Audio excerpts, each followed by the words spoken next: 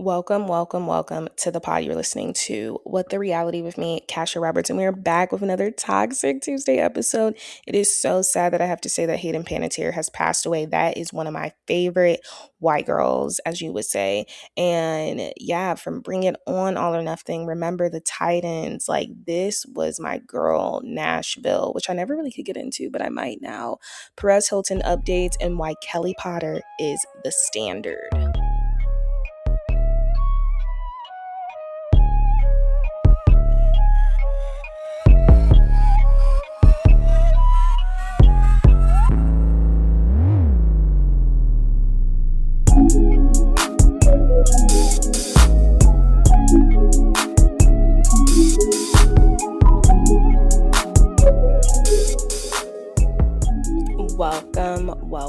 Welcome to the pod. You're listening to What the Reality with me, Kasha Roberts.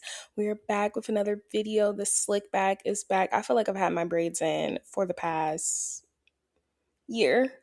I had those braids in literally, I got them done June 28th, and the only reason they stretched so long, I got them retouched, and I was like, oh my gosh, I need them retouched for my birthday, obviously.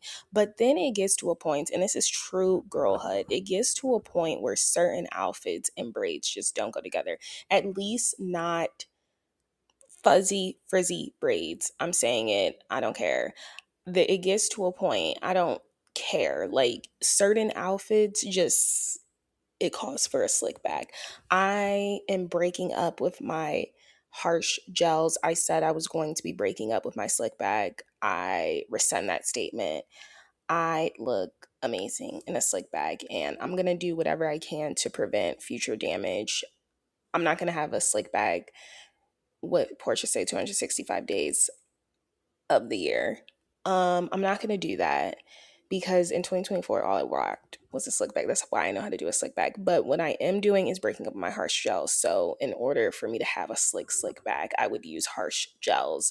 So I'm no longer using those harsh gels. However, me and a slick bag, we go together. I just look clean, neat. It's giving editorial. It's giving she's moving to New York City. I would never move to New York City. However, it is still giving that. This is your Toxic Tuesday episode. I switched up the title for my last title because when I first started podcasting a year ago, like my first episodes, I had playful episodes. The only episodes that were pretty strict to a routine were my What's the Reality on What the Reality. Now that I am soon going to start be doing What's the Reality on What the Reality, those are going to be bonus episodes. I'm like, I want to have fun again with titles. And like every title has been like Toxic Tuesday, Toxic Tuesday, Toxic Tuesday. Clearly it is a MFing Toxic Tuesday. It's always a freaking Toxic Tuesday. But I want to have fun with the titles. And I just think the titles like adds to the creativity, tells a story. Like, what are we talking about this episode? So obviously this one will have it. Maybe in parentheses, I'll put TT. Obviously in my bios it'll say Toxic Tuesday. But yeah, we're playing with titles again. This is an evolving channel. There's always something to be evolved. Unfortunately, this is a very sad Toxic Tuesday. I woke up in the middle of the night, and I wouldn't even say the middle. It was kind of like 4, just to use the bathroom, and I checked my phone in the most sad news notifications. Physically could not believe it was that Hayden Panettiere has passed away at the age of 36. I was not expecting that. Hayden Panettiere, I say I have a small circle of my favorite white girls in the media space, the acting space, and Hayden Panettiere was definitely on there.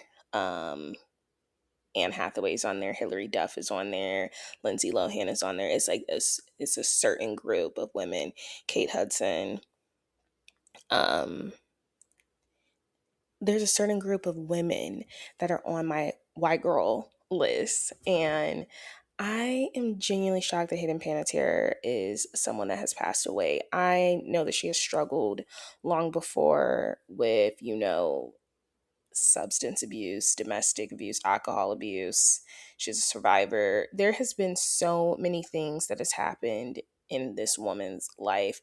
And yeah, I felt like I'm still in a haze. And I know this sounds very parasocial, but Bring It On All or Nothing is a Bring It On that for me, honestly, made me a lover of Bring It On. I know, and people can revoke my black card, they can revoke my girlhood card, but Bring It On All or Nothing to me has always been the superior Bring It On. Yes, I know Gabrielle Union and our girl Kristen Dunst started it with Bring It On, iconic. I'm not, just because I'm saying Bring It On All or Nothing has been my favorite, doesn't have nothing to do with their iconic status.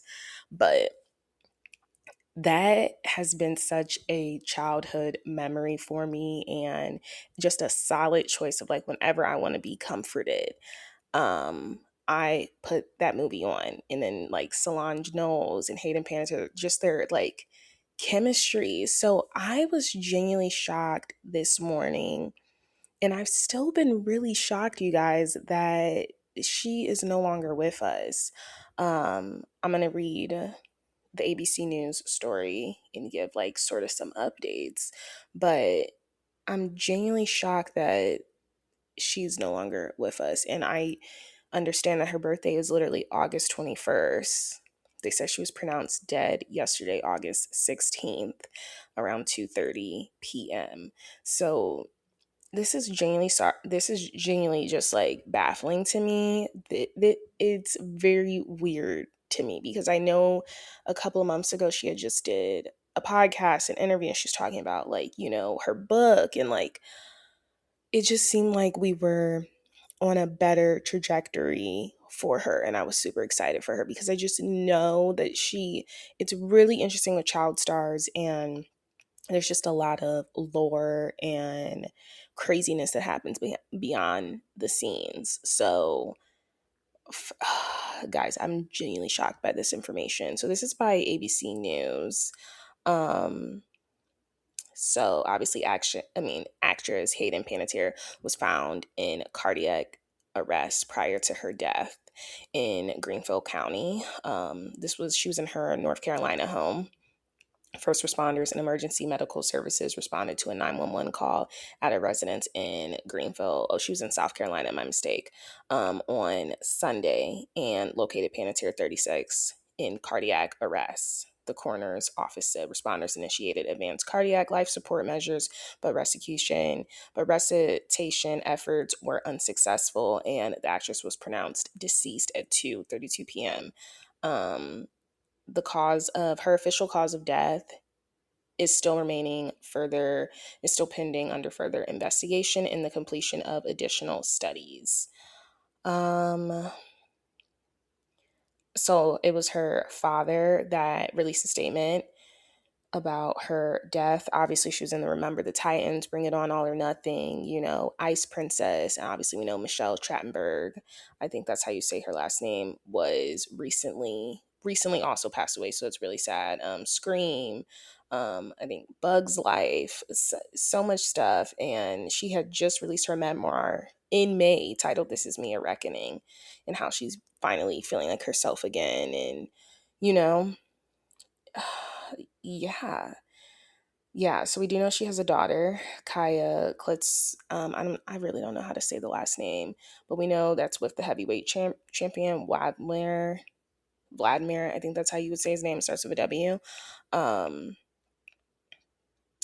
so we know they've had a on and off rocky relationship, but yeah, she does have a child. She does have a child.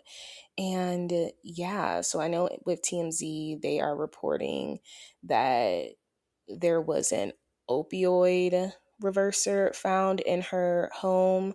So I don't know, guys. There's just so much stuff. So it looks like it was a possible overdose, which is why she went into cardiac arrest.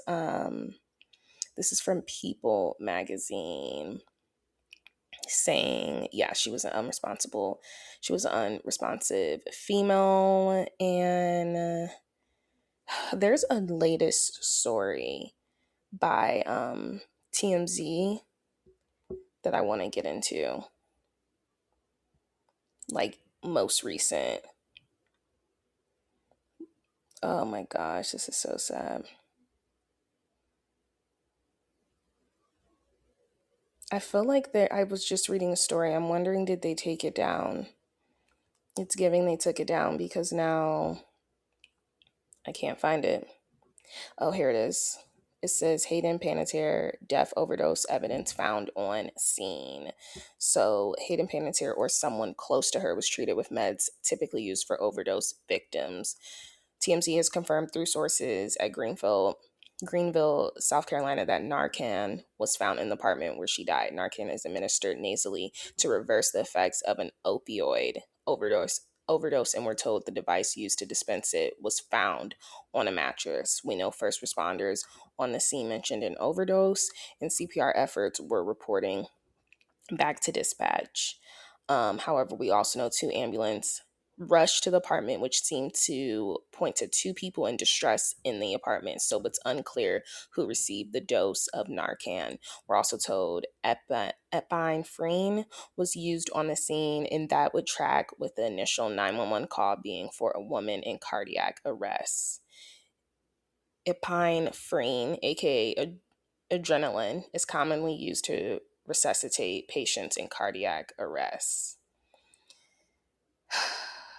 Yeah, so this is very sad. We know that her boyfriend, her longtime on and off boyfriend, Brian Hickerson, had been staying at the residence as well, but it's unclear whether he was there or not, or when's the last time he had been there. So this is very sad, and oh my gosh, my heart goes out to her daughter, her family. We do know that they had actually lost her brother. The parents lost their son in 2023. So they have lost both of their children now. And this is just very unfortunate. Like I said, I was in genuinely shock when I saw these reports. I was just like, there's no way. And she was 36. So, girl, like, y'all, I am so shocked by this information. That was my girl. And I hope she is resting, and I hope she is at peace. And I hope that if there was any foul play, I hope justice is genuinely served. Pivoting to another developing story, obviously last episode, or was it the episode before, I talked about Perez Hilton. I think I talked about him last episode and his TikTok live and, all of that stuff. It has now been 2 weeks since that situation has happened. He is still in the hospital, nearly 2 weeks after the frightening live stream. And he is currently doing an inpatient mental health retreatment. His family, though, has announced that the Perez Hilton website, will begin producing again.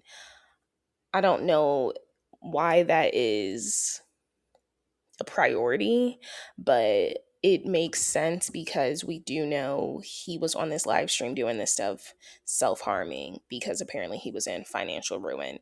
So I don't know if this situation, and I'm not saying he did it for attention, but I am saying here's your angle. If I was to put on my investigative journalistic hat, here's your angle.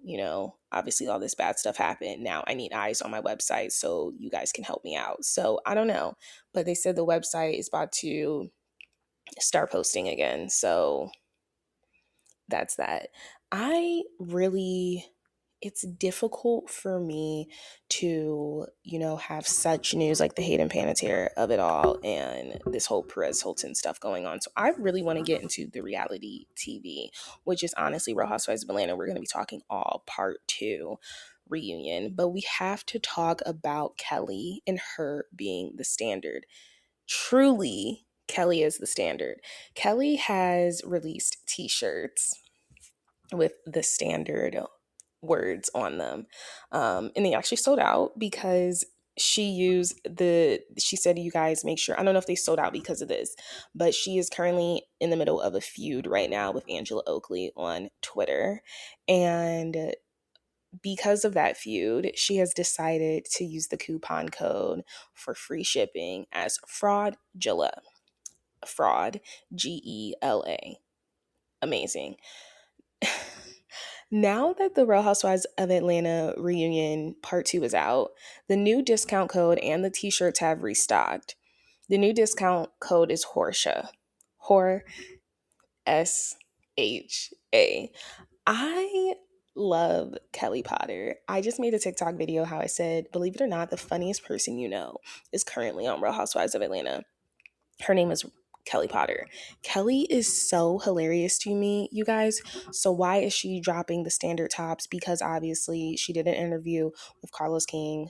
Everyone watches Carlos King's interviews.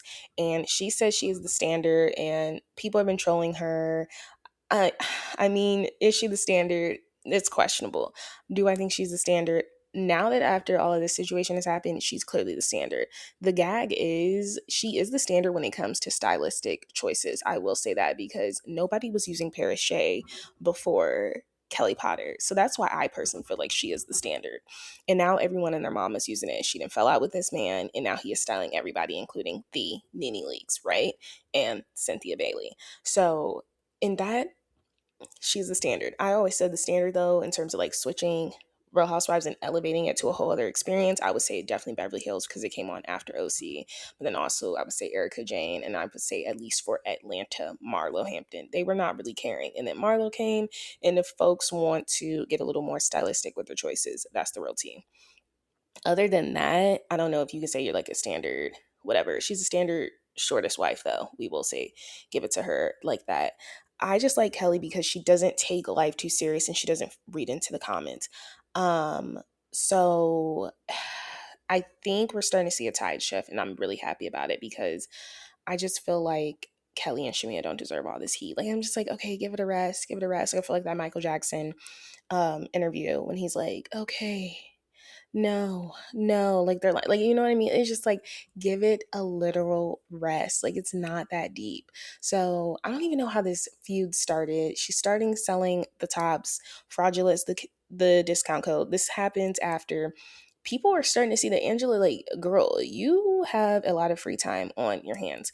So Kelli ends up showing that, essentially Angela Oakley is banned from FINRA. There is a man on TikTok that is doing deep dives on all of the money that Angela Oakley does owe. I'm not sure. I haven't dug into that because I it was a lot, you guys. It was a lot of documents, and I really gotta look at that. So it was multiple documents. Basically, the house is not in their home. Apparently, she was taking out loans in her grandma's name, or the home is in her grandma's name, and she is literally banned from FINRA. So that's the facts right there, right? I guess Angela didn't like that. She came back and said, like, well, your house is being foreclosed or whatever. Oh, and then Kelli was also showing that her house was up for foreclosure. So it's like, y'all is both in financial ruin. Angela posted more receipts. I can't keep up with Angela's receipts because it seems like new receipts every day. She goes to the mail room. She goes to UPS, USPS. She goes to the neighbor's house. She goes to the cake shop to get all of her receipts. And it's just like, I personally think she has a lot of free time on her hands, and I think her and Joe Ellen are kind of like the same. Like, at least for me, like it's just like a lot. Okay, I'm like, you guys have a lot of time on your hands to be digging and investigating. Love that for you. I'm not gonna do that. So basically, Angela posts that Kelli's basically like selling the standard t-shirts, sells out. Use your discount code if you want free shipping. Fraudulent.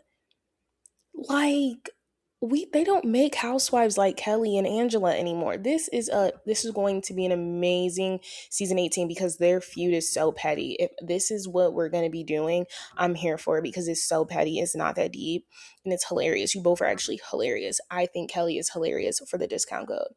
Reunion part 2 airs, which we're about to get into. We're about to get into it. Reunion part 2 airs. Kelli restocks her t-shirts. Amazing, smart, beautiful marketing woman. Discount code is Horsha. Kelli, you are taking me out. I look at Kelli's tweets and I start shaking my head. It is one of those things where I'm just like, this girl is actually hilarious. Like, she is funny. I want to hang out with a girl like her. Like, that is the type of girl I like to keep around me. Somebody that just like is not that serious, but it's like, it's funny. What Teresa Judah say? It's funny. Ha ha ha. Like, it's hilarious that this is literally going on. Let's get into this part two of Real Housewives of Atlanta, because the girls, the favoritism, it's a lot. I like I said, I'm literally Michael Jackson. It is a lot. Before we get into that, we got to celebrate another Black couple that got married, Jordan Woods and Carl Anthony Towns. And I've just loved everything leading up to this. You know, they've been together for 6 years. I think that is appropriate time to, like, you know, you're together, you get married. I think that is a perfect timeline. They were friends at first. They started off as friends. You know, I love how I saw her robe or something and it was like out of the woods into the towns. Her whole spinoff of like their names and just like all of this. The dress was beautiful, gorgeous. She looked snatched. She looked amazing. We saw Nick and Alandria there. Obviously, invites were already sent out. Do I think they're together? No. Do I think they're friends or cool? Possibly. The contract is expired though. Kylie Jenner was there. Hailey Bieber was there, and Justin Bieber. Timothy was there. They were not bridesmaids though. And I think a lot of people, I'm seeing the back and forth of like, I would have never allowed them there. Kylie Jenner was the only Kardashian member there. And I think Jordan did right with not extending it to the whole family. We obviously know the whole Tristan Thompson of it all. And this is what I genuinely mean of like, sometimes you got to keep people out of your business. They wanted Kylie to attack her and turn on her so fast when this is like your friend. This is your friend from back in the day. This is your friend that literally grew up in your house. Obviously, Jada was there. Jada Pinkett Smith was obviously there too. Someone that gave Jordan a platform to talk about the Tristan of it all. And, you know, the fact that they really did try to basically bully this woman, you know, and like she's never going to have anything in life. And it's like this woman is happily married. And it's something that Khloe Kardashian has never been able to experience because she is a pick me and she's deeply insecure. It is something that hopefully Kim gets to experience again and hopefully it lasts long. I don't know. This would be her fourth marriage, but it's just like I am so glad that Jordan Woods has something that I know for a fact, and maybe this is me being a little petty and parasocial, that I know for a fact Khloe Kardashian wants or wanted. She wanted the NBA title wag life, right? I mean, her friends are wags. She wanted that. She wanted to take a hoe and make him into a husband. And unfortunately, it didn't work out that way because you picked the one with the raccoon eyes. He needs some eye cream. But instead he wears concealer. Anyway, that is something that she really wanted. And it's like the joke, the biggest joke of them all, when I really started looking at Khloe differently and it really changed my perspective, was when she decided to have another kid with him after all of this stuff. The most unserious, unwell person ever. So I'm really happy that Jordan and Carl, they call him Cat, I think, are married. You know, he got him a title. I'm glad Kylie was able to be there because Kylie is one of them. It was the only one that was like, can you guys like stop with all the social media posts and like literally bullying her? Like, this isn't my true friend. And I'm just glad she was able to watch her friend get married. Obviously, growing up, you probably think this is going to be someone that is going to be a bridesmaid. But I always say you never really know with people. Some people may be bridesmaids, some people may be guests, and some people may just be invited to the after party. And it looks like Kylie ended up being a guest. And you know what? A guest is better than just being a seat filler at an after party. I'm glad that their friendship was able to remain. And I'm glad she didn't feel like she had to extend it to any other Kardashian clan members because those girls literally ridiculed her. Now, possibly there have been apologies exchanged. We don't know, right? We don't know what happened. All we know is that her and Kylie, low key, were getting cool again. I know Kylie was like supporting Carl at the finals and stuff, and we don't truly know what happened in the relationship that brought them back together. But we do know it is good to see them back together, and it's just good to see that support there. And out of everyone in that group, I would say Kylie does not have like a mean body in her bone when it comes to that whole man situation. Like, she was genuinely the only one out of the Kardashians, and because this was her friend, she's like, can we please stop bullying her on doing this stuff on the internet, and like we should really be blaming Tristan for doing this, because why would you even think this is okay? But the congrats are in order for Miss Jordan Woods and Jordan Woods Towns. I'm sure she's taking his last name, Jordan Towns. And yeah, I just love the Woods family. I love her sister and her mom. Like the genes are crazy. They all look so similar, but I'm so happy for them, and it's truly full circle. But let's get into Real Housewives of Atlanta Part 2. So, unfortunately, we're not going to talk about the other friend group. Andy did not want to talk about the friend group that K. Michelle and Shamia were referencing. And I honestly feel like he did that as a disservice, because it's like that would help fill in so much, especially because in that friend group is Candy Burris, who is used to be on the show, who is no longer on the show. So I do think it's like annoying that they didn't want to talk about the other friend group. They want to talk about this friend group. And Shamia did make it clear. She's like, I wasn't talking about this friend group not wanting to be friends, with K. Michelle. I was not saying this group of ladies were warning me to not be friends with her, right? I was talking about a different group. Portia sat up there and said, I just want to chime in for a minute, because K. Michelle, you can stop me if I'm wrong, but doesn't that come off as like manipulative and isolating, and like you're clearly trying to start, an alliance? And I'm just like, says the woman on the left couch with a whole group of girls that is aligned to you. I think I'm kind of sick of Portia shit. I think I'm sick of it. I see right through her. And it's really unfortunate, because I'm watching Ultimate Girls Trip and I'm actually enjoying all the ladies, including Giselle, including Lisa Barlow. Like, I'm just seeing the girls in a different light, including Kyle effing Richards. Like, I'm one of the people that like Kyle's most overrated housewife, but I'm seeing her have fun again. And it's just like, maybe the women need to film with other housewives more often. I'm kind of sick of Portia shit. You are the one that was clearly trying to start an alliance last season with Shamia and the two new girls. So you had some backups, some dogs, just in case, because this was your big epic return. You didn't want people pressing about the assignment of it all. One of the girls didn't want to align with you. Her name's Kelli Potter. That is the real tea. You were trying to start an alliance, right? With Shamia, okay, you're bringing on two new girls. They need to be aligned to me. And now all of a sudden you're saying this is how alliances start. You was trying to make an alliance with freaking K. Michelle until K. Michelle was like, something ain't clean in the buttermilk.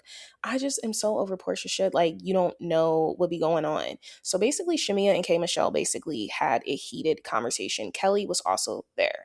There was a heated conversation because they had a dinner a week or two prior to the reunion. And as people like to say, Cynthia's like the reunion. Yeah, like you act like you didn't fully set up Nene Leakes on camera with Candy about inviting Kenya. Like, people are acting like they don't do this stuff in their off time. Oh, you guys had dinner a week before the reunion to talk about the reunion? Yeah, to talk about the reunion.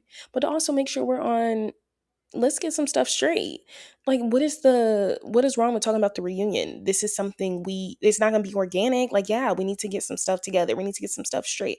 Don't act like y'all don't be having meetings. Every housewife has a meeting before the reunion about where they're aligned, what they're willing to do, and what they're willing not to do, who they're willing to go up for and who they're willing not to go up for. And it was so clear, because they wanted to go up for Angela and her lies. Portia had nothing to say when Andy asked her, how do you feel when you found out that it was clearly Angela lying? She was like, well, I think there were two separate things. There was nothing separate about it. She lied on Shamia sleeping with these people. What is the two separate things about it? It's so clear, and it's an alliance. So when Cynthia chimes in and she's basically like, oh, to talk about the reunion. Yes, it's to talk about the reunion. What else is there to talk about? Let's get the facts right. The facts ain't facting. And it's just like pissing me off that they're acting like it's so abnormal for the right couch to get together and discuss things before the reunion, when every single housewife in every city does that. It is called the coming of the minds. It is called prepping. It is called let's get ready for this reunion. That's what it's literally called. So there's a conversation between Shamia and K. Michelle, I'm assuming.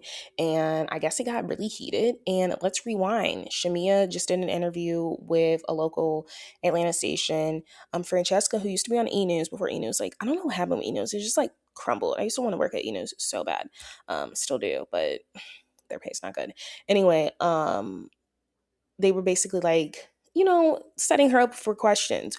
Out of everyone on the cast, a shady question.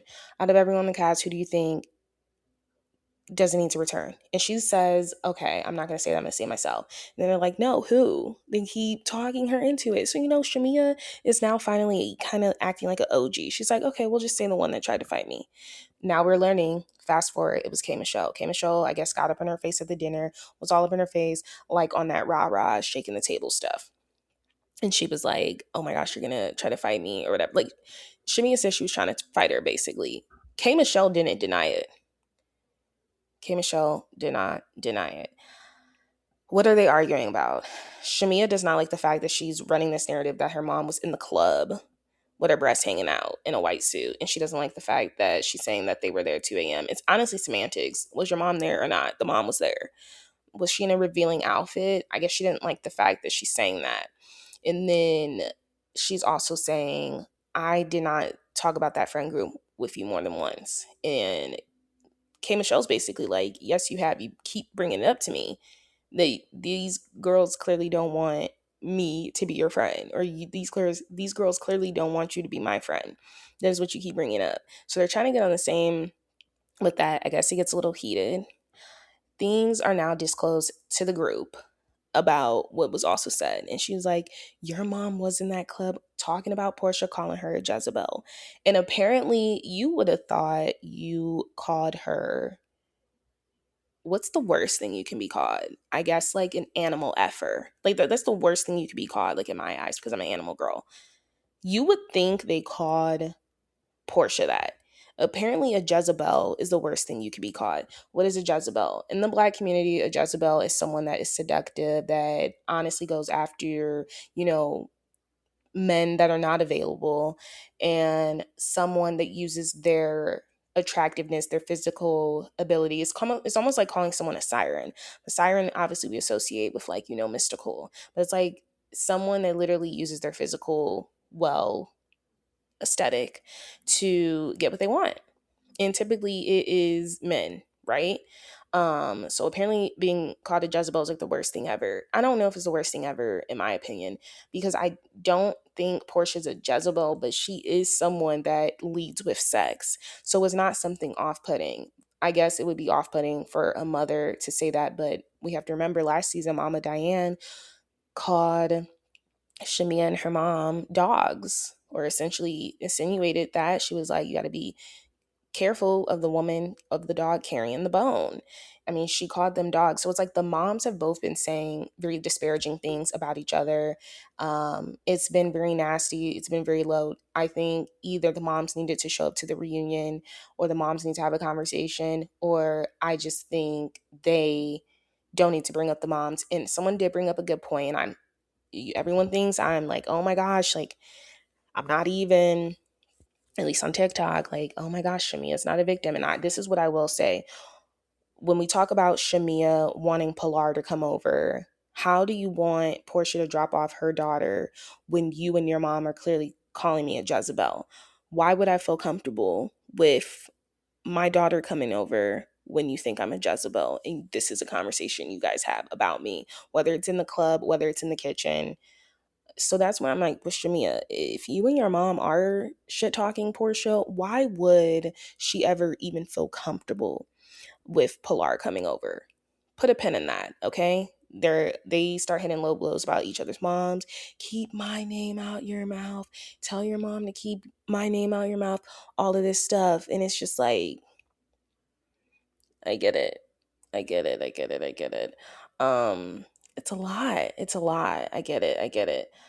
However, Jezebel is not the worst thing ever. And when you look up the definition, like, Portia, you're not far off from a Jezebel, but apparently that is the worst thing you can be called. K Michelle and Shamia basically agree to disagree. I personally, and I put this in my notes, I personally think they will be fine. I don't think what happened is that deep, because they don't seem that stunned by each other. Now, were people saying, is K Michelle trying to flip and join the left side of things? I don't know if she is. I think she is, though, trying to give everyone a chance because remember, she was disclosed information from people that aren't on the cast about this group of people. So she already went in very defensive. I don't think Shamia had anything to do with that group, though. And I even think K. Michelle has said that. Moving on, I think they'll be fine. I think next season they will come to some sort of truce. I want to move on to another weird thing that happened, which was Pinky versus Phaedra. Phaedra seems to know the investors that have invested in Pinky Cole's Slutty Vegan. And a lot of the women are saying they had a hard time connecting with Pinky, or maybe the audience has a hard time connecting with Pinky because we don't know if she's in financial ruin or if she is up. Like, it's like she said, so Pinky said that she would go through this experience. She would go through this experience all over again, and file for bankruptcy again because bankruptcy is a tool. And I honestly agreed with her. Now, I don't know if I would go through that again, but I do agree with the comment that bankruptcy is a tool. And I do think it was important for her to point out the differences when we talk about the white community and we talk about the Black community. People in the white community are always filing bankruptcy. It is something that's called a reset. I mean, we have a president that has filed bankruptcy how many times? And it's like it's like you're just kind of cleared of that debt, and then all of a sudden you can create your new business or prosper. It's not something that's really a hit against you. For some reason in the Black community, we don't believe something unless we see tears. And to kind of relate this to something, I went through something in college, something I thought I wanted to do, but it just turned out not to be something for me. And on two things, I couldn't follow the rules of that something. And it was just like not for me. The group of people was not for me. And I had to get humiliated to essentially, be accepted. And it just wasn't something for me. And I will never forget, these people said, "We don't even believe you because you're not crying. You think you're better than everyone." And so when Pinky is talking about how just because I'm not crying, you think I'm not going through it. I really like Pinky Cole and I really relate to her because I'm like, for some reason, for y'all to think someone has to care, you have to see tears. They have to be struggling. They have to kind of show some sort of humbleness to you to be accepted. And it's a Black community thing. Y'all don't think people are going through real stuff until people is crying on their last bag. I would say I'm going through something very real if I have to file for bankruptcy, and that should be enough, right? Clearly, it's not enough. And I don't like how I don't, two things are true. I don't think the left couch was really discrediting her, but I think they were saying this is probably why it wasn't going over well or why we have an issue connecting with you. But then I also understand Pinky. It's not up for me to fix your misrepresentation of me. There are some people in this world that are committed to misunderstanding you, and it is not up to me to fix how you interpret me. Some people, and that brings me back to that other situation I was talking about. Just because I'm this pretty girl, you I think I'm better than you. And it's just like, that's not my fault. And it's like almost a mind F, but it's like, now you want me to be a part of this sisterhood. It's a mind F, and it's not really cohesive with how I view myself. I do not subscribe to how other people view me. It comes in friendships, it comes in relationships, it comes in family. People in this world are committed to misunderstanding you. And those group of people, you got to put them in one box and you got to move the F on. My favorite type of moving the F on is moving the F on. And sometimes it's difficult, but I always give myself 2 to 3 days. I'm like, and then we move the F on. I don't subscribe to other people's imaginations. I subscribe to what the facts are and what you're telling me. And if now I can understand if I say something that maybe sounds shallow, maybe doesn't sound right, and then you come to me like, hey, this is what it is. But what I'm not doing is over here trying to change people's perceptions, because people are always going to perceive you one way based on how you look. I mean, I perceive people based on how they look. Like, it's just like a natural thing. People are going to, they just want to be committed to misunderstanding you. And something about this Bravo audience, something about the left side of the couch, I do think they are committed to misunderstanding Pinky Cole. Even K Michelle's like, just because you don't see her crying, like me and her have been on the phone. Like I have seen her down and out about this whole situation. But you know what the best thing to do, and that is something they teach us in the Black community, especially in womanhood, you slap a smile on and you continue the F on. Like you confide to the folks, the very few folks you feel like you can, and then you move the F on. And you guys want me to make a mockery of myself on social media? You want me to play into the joke? Ha ha ha. I'm playing into it. And that's what I consider Pinky Cole, a true housewife and a true boss. I don't like how she was like, I'm sure if I was in financial ruin, I wouldn't be qualified to join this show. And Andy did not co-sign that. He was like, well, and I'm just like, there is some clear bias that is happening on this cast, and it is for the left couch. It is for Portia Williams. And I'm ready for the Portia show to be over. And never thought I've said that. It's like, it's turning into like Giselle Bryan, Kyle Richards territory. Like, it's like, I don't understand why we all have to cater to this one person when this is an ensemble cast. I was here for Pinky Cole talking her shit, and it was really interesting that her and Phaedra got into it. Phaedra and her were able to squash it. But in terms of Phaedra pressing her on the whole tool thing and investor thing, I think Phaedra probably knew some of the people that did invest in her. And I think she knew the Black people that invested in her, because she kept mentioning how you had African American investors, and then Pinky's like, well, I had white investors too. But she's like, but you also had African American. It was giving to me like she knew them. And it was giving like, okay, you're saying you would do this bankruptcy thing again, but you just lost people's money, right? Carelessly. And she's saying, and Pinky Cole was saying, it's not that. It's just saying that sometimes you have to drink your humble pie and you have to know when you got to reset and retry again. And I think that's literally what she was talking about. Other than that, I think I did not know they used to work together, Pinky Cole and Phaedra. So they used to work together. They talked about some of the things that each other were kind of like just shading each other, and they were able to move on. I think they will be fine friends, and I think they also will be able to just move on from this. If Phaedra is even back in a housewife position, like I think she'll be back in a housewife position, but I don't know. Like it's honestly giving friend like Cynthia. Like it's like you don't even. I don't know if it's giving like she'll be back, honestly. They were able to move on from that. And now we get into Angela's lies.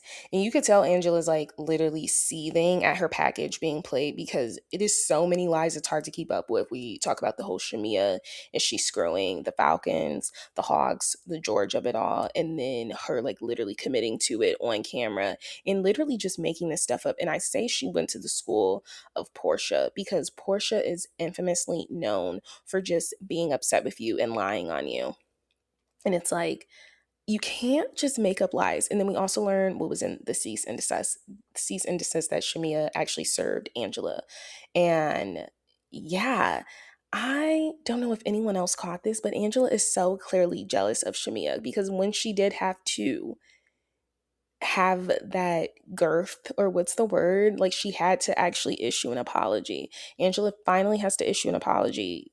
Andy's like, look, you are saying she's doing XYZ, can you please issue her apology? She could have lost her job with the Falcons or the Hawks or whatever.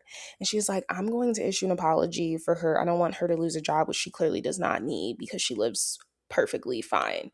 There it was right there. She's like, she don't need this job. I think Angela is totally okay with playing with Shamia on this show because she don't need no job, because she see that Gerald takes care of her. And it's like, why are you measuring what I got going on? She was like, it's clear that she don't really need this job.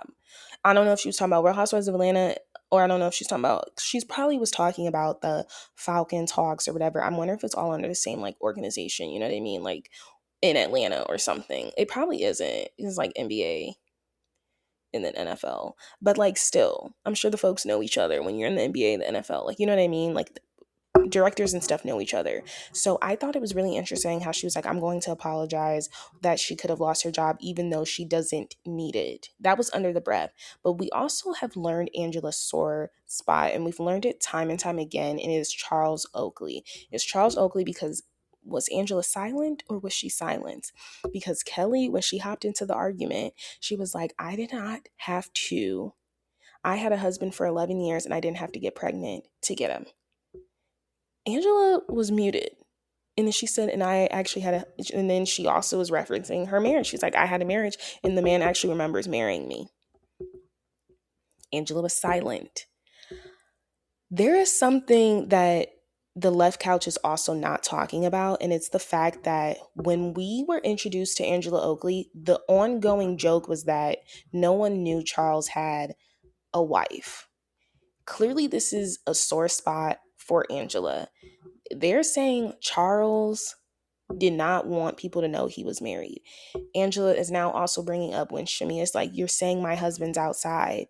Shamia's like, he is saying he's outside. He's joking about this. And then the fact of the matter is, this brought me back to that one scene when Shamia did that pickup scene. And she was like, you said your husband see me out. Your husband is out if he sees me out. And it's like, that's a fact. There is something between Angela and Charles. We can say they're a good couple, that they remind us of OG Real Housewives of Atlanta, but there is clearly a sore spot for Angela Oakley that her man be outside. He making jokes that he don't even remember marrying her. And then we have getting pregnant because she was on mute when Kelli said he didn't have to get me pregnant to keep me, or I didn't have to get pregnant to keep him.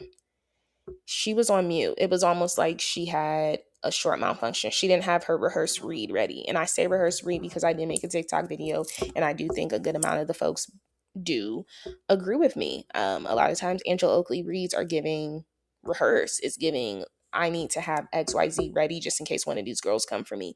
And I don't say that's reading. I say that is preparation, that is studying for an exam. When you're reading, you have a natural flow of it. When you're reading, you react, you respond. You don't just come up here with your pointing finger just to read the folks for an iconic moment. I mean, does it land? Yes, it always lands because it's Angela Oakley. But a lot of the times I'm like, where are we going with this? Because I don't even know what the F is going on. We found her sore spot. Andy asked Angela to apologize to Shamia. Then he asked Shamia to apologize to Angela just about like the, husband thing. But I think also Andy was like, I think this is just a lot of misunderstanding of jokes and what's not jokes, because George saying he was joking about paying her had nothing to do with sex. She's so pretty, I had to pay her. That has nothing to do with sex. And I honestly read that as, she's so pretty, I have to pay her for her charity or whatever. That's how I genuinely read it. I didn't think he was saying as sex. The fact that Angela took that and added a body onto her randomly is just not okay. We're getting towards the end, and Portia and then Kelli and Phaedra are having a conversation because she's like, Portia and the whole BET thing is brought up. Portia also throws in there, well, Shamia, let's not talk about who you were with during BET weekend. Y'all, it was her and Gerald the whole time. Or Gerald. Is it Gerald or Gerald? I'm like mixing up. I vividly remember all the photos and people saying, oh, like Gerald and her at BET weekend. So I'm like, y'all just be lying. And it's just like really weird to me. Because I'm just like, why are we just lying on people? It's so disgusting and foul. Like at a certain point, y'all have bumps on your tongues. The nose is Angela Oakley. The nose is here. It is Pinocchio. It is LaToya Jackson. And now you're upset that she's calling you that. And it's like you called freaking Pinky Cole Papa Smurf, and then you called her Flavor Flav. Like, it's like, I understand the line's always moving for everyone, but it's like, Angela, like, y'all all be joking about everything on here. Portia throwing that in there. The lies have to stop at a certain point. You guys can't just be saying folks is like sleeping with people and they're not sleeping with people, because these are people's marriages, these are people's jobs, careers, these are people's reputations, right? So we get into the whole, who is this pastor, right? And Portia lets us know that she took a lie lie detector test. I don't understand. You could have quite literally vividly seen a text message saying Kelli definitely effed that pastor on the plane. That was the question that the lie detector guy asked you. That doesn't prove that she slept with him or not. That just proves that you saw a text message of someone like, oh, she definitely effed him. And that could have been from freaking Phaedra. Phaedra is very mute. She don't want to talk about who her client is. And I just feel like then what's the point of us bringing this up and we can't talk about it? But they did bring up another name, a name that Claudia Jordan confirmed, which is why that Kelli and Portia do not get along. And Portia said it was true. But she said that's not why I don't get along with her. But they did want to blurt out the name. They did not blurb out Claudia Jordan. So I'm excited to watch Monday Night Live. But who is this pastor? And then Kelly's like, I'm really annoyed. I had to tell my fans to stop DMing all these pastors I follow because I try to go to church on Sundays and I don't want to be ridiculed. And it was giving that. I was just like, no, it's literally giving that. And it was just funny that she said that. She's like, I don't want to walk into church and everyone's like staring at me and the pastor, and I can't get into church because all y'all fans is like DMing these pastors that I follow, especially one of them being Jamal Bryan. But I need to figure out what pastors Phaedra's following because apparently it is one of her clients. And I appreciate that her and Kelli had a conversation because she's like, Phaedra, you're one of my clients. I'm your client too. Why wouldn't you disclose this to me or say like, hey, are you good? Like, this is what I've been hearing. Like, it just seems like everyone is so quick to cover up Portia's lies. And I genuinely hope that Phaedra was not dumb enough to lie on somebody, especially someone like a client, and make up this lie and give it and feed it to Portia, and Portia regurgitate it again. Like, I'm really hoping this is not season 9 again when Portia is this dumb to say a lie that Phaedra has fed her, because who was the pastor? And why does this have credence now that Phaedra is all of a sudden representing him or has represented him in the past? I think we need a pastor's name and we need Phaedra to talk about the situation more. What is in the cease and desist that Angela Oakley received? It is either name drop them or move the F on, and she hasn't been able to produce a receipt. Angela, I'm just seeing her as corny. Drew barely spoke. Did Drew have a segment this?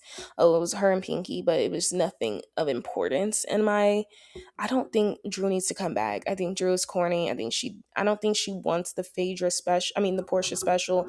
I do think it's just popular in Atlanta. Everyone wants to look like that. And they look good for now. I hope they look amazing in the next 10 years. But I'm sure you'll just get like a refresh. I don't think Drew Sidora is necessary.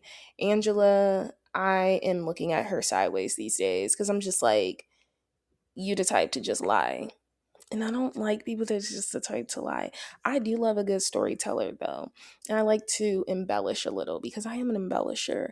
But I don't like someone that is literally lying. This man did not say he effed her. Who is saying she effed these Falcon and Hawk players?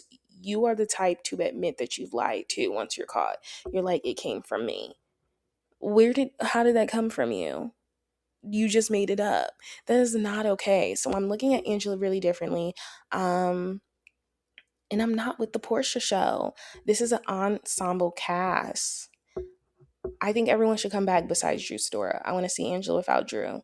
Because, yeah. And I think it was really interesting how Shamia and Kelli both brought up the fact that you were so quick to literally get over the fact that this girl literally says she wants to F Charles Oakley, but you can't with me because I was laughing. Now all of a sudden Portia is adding to what Shamia has done. And now Shamia is admitting that she says she did not know Charles and she never said that. I don't know who to believe because at first for the longest it was all she did was laugh and you can't get over that. Now it's something else that Angela had overheard and we still don't know what she overheard Shamia saying. Nothing is as bad as Portia literally saying, I want, you better be careful or I'm going to F your husband. And then I like how one of the viewers literally asked, how are you cool with this girl that has said this? But then it's like, you're still in confessional shading her. And Angela was just like, hey, I'm going to keep shading her because you guys all put me through hell last season about my marriage and my relationship. So yeah, if someone asked me something during the confessional, I am going to get it off my chest. And I will say Portia and Phaedra were really quiet. And that's what I call an alliance. Because if it was anyone else, Portia would have had something to say. But because you're in this alliance now with Angela Oakley, you're going to let her have it. You don't have nothing to contribute. You don't have nothing to say how that's fake. I'm ready for it to wrap up. I'm ready for Real Housewives of Salt Lake City. I'm ready for Real Housewives of New York. I gotta see if I'm gonna be recapping that. I don't know. But stay tuned because as the summer ends, we will get back to regular programming, which means what's the reality on what the reality will be back very soon while I get back to my deep dives. And I'm really excited for the next deep dive. I have some that I'm playing with. You guys do know that I started Real Housewives of Orange County from the beginning. And I'm going to be honest, I understand why they had to branch out because OC ain't it. Like, it's good, but it ain't iconic. This is why Beverly Hills, or this is why New York City was started very soon. Very soon. And I'm sick of learning about these kids. These kids are mean. I don't care about the OC kids at all. So, yeah, I started that. But soon, very soon in September, after Labor Day and stuff, we're going to have our first What's the Reality on What the Reality comeback. And it'll be a nice deep dive about something. But thank you so much for you guys for listening. Mostly just Real Housewives of Atlanta today. But yes, sorrows and prayers to Hayden Panettiere's family, her daughter. That is a very tragic story to me. And I will see you guys for next Toxic Tuesday. Bye.